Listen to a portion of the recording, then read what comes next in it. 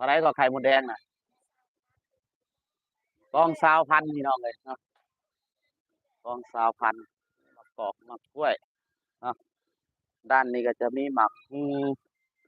เนาะน้ำยานางก็ขาย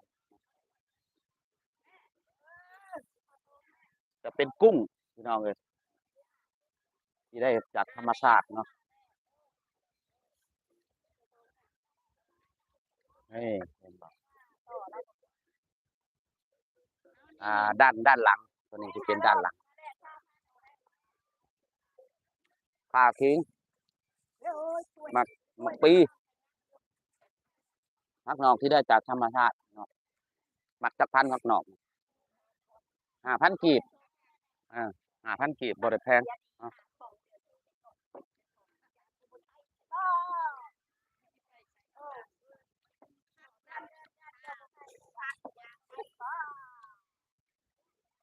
5,000 กีบนี่นะพี่น้องผักนอกแต่ก็มีข่าผักนางเลิศอ่าส่วนด้านนี้ก็จะเป็นมะขามก็มีพี่น้องฮะ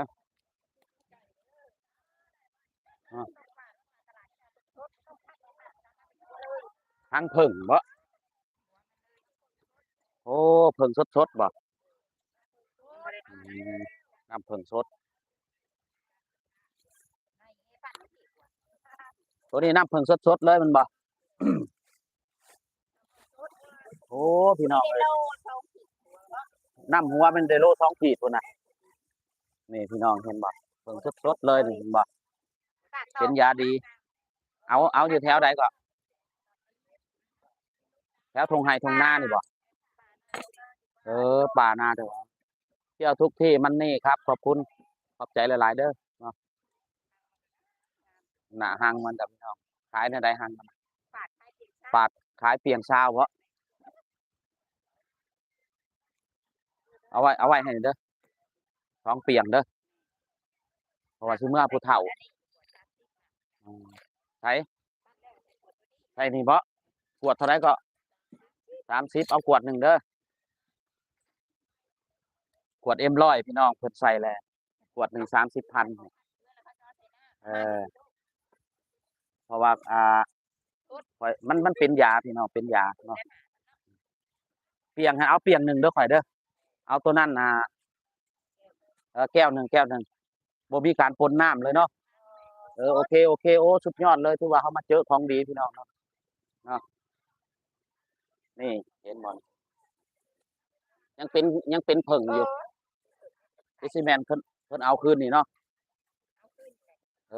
จะเอาเปียงคักๆเด้อเขาสิให้ผู้เฒ่าเพิ่นมักนึ่งกินนะปิ้งใส่ใบตองบ่แซ่บเออน้ำผึ้งสดพี่น้องเนาะอย่าลืมเด้อจงให้ข่อยนี่เด้ออันนี้ดอกแคป่าพี่น้อง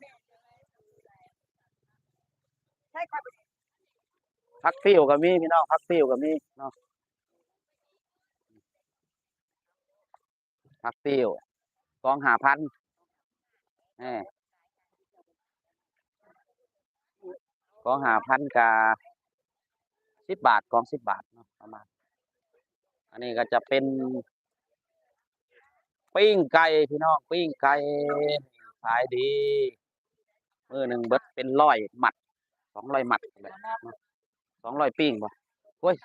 ขอโทษเด้อคืออุ่นรถซูนอย่างงี้จังเป็นอืมให้กำไรแหน่ด้านนี้ก็จะเป็นอ่าด้านหลังตลาดเซโนเนาะแล้วก็จะมีอ่าร้านขนมเนาะตามพื้นบ้านเนาะหมากมี่นี่ก็หมากมี่หมากม่วงพี่น้องเนาะหมากมี่หมากม่วงที่หามาได้ผักดีสีซอมเนาะนะ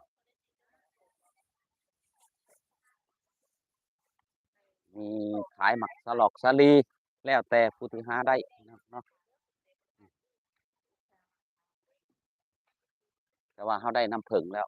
เนาะนี่แม่ค้ากำลังมาเลยพี่น้องครับช่วงนี้แม่ค้ากำลังมาเลยเนาะ